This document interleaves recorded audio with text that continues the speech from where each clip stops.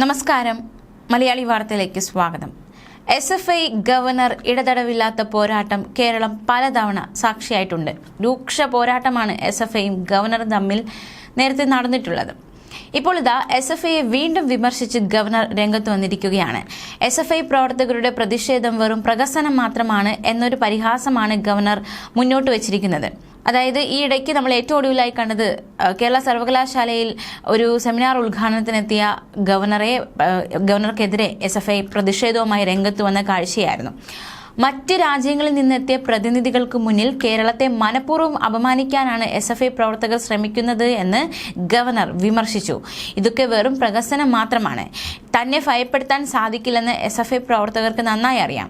അതുകൊണ്ടാണ് പരിപാടി കഴിഞ്ഞ് താൻ പുറത്തു വരുന്നതിന് മുമ്പ് തന്നെ എല്ലാം അവസാനിപ്പിച്ച് അവർ കടന്നത്. പോലീസും അവരെ നന്നായി സഹായിച്ചിട്ടുണ്ട്. അവരെല്ലാം താൻ നന്നായി തിരിച്ചറിയുമെന്ന് അവർക്കറിയാം. അതുകൊണ്ടാണ് അവർ അവിടെ നിന്ന് സ്ഥലം വിട്ടത്. തന്നെ ഭയപ്പെടുത്താൻ കഴിയാത്തത് കൊണ്ടാണ് പുറത്തു നിന്ന് വന്ന ഡെലിഗേറ്റുകളെ അവർ ഭയപ്പെടുത്തിയത്.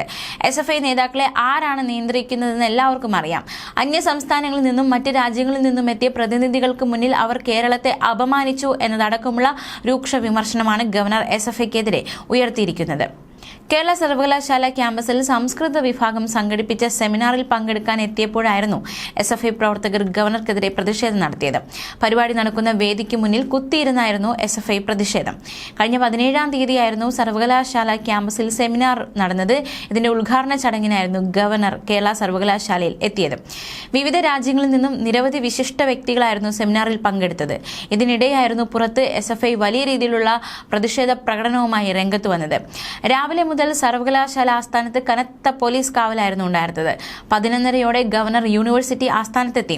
ഹാളിനുള്ളിൽ SFIക്കാർ ഉണ്ടെന്ന നിഗമനത്തിൽ ഹാളിന്റെ വാതിലുകളും ജനലുകളും പോലീസ് അടച്ചുപൂട്ടി. പോലീസ് ജാഗ്രത തുടരുന്നതിന്റെ പ്രധാന ഗേറ്റ് തള്ളി തുറന്ന് 100ഓളം SFI പ്രവർത്തകർ സർവകലാശാല ക്യാമ്പസിലേക്ക് പ്രവേശിക്കുകയായിരുന്നു. പിന്നീട് പ്രതിഷേധം അവസാനിപ്പിച്ച് SFI മടങ്ങി. പിന്നാലെ പുറത്തിറങ്ങിയ ഗവർണർ പ്രതിഷേധത്തിൽ കടുത്ത അതൃപ്തിയാണ് പ്രകടിപ്പിച്ചത്. പ്രതിഷേധക്കാരെ അറസ്റ്റ് ചെയ്യാത്തത് എന്ത് എന്ന ആ ഒരു ചോദ്യവും കൂടി ഗവർണർ മുന്നോട്ട് വെച്ചു. സർവകലാശാല സമരത്തിൽ സംസ്ഥാന നേതാക്കൾ അടക്കം 100-ലധികം പേർക്കെതിരെ കേസെടുത്തിരുന്നു. സംസ്ഥാന പ്രസിഡന്റ് അനുശ്രീ അടക്കമുള്ളവർക്കെതിരെയാണ് കന്റോൺമെന്റ് പോലീസ് കേസെടുത്തത്. അറസ്റ്റ് ചെയ്ത 4 പേരെ ജാമ്യത്തിൽ വിട്ടയച്ചു.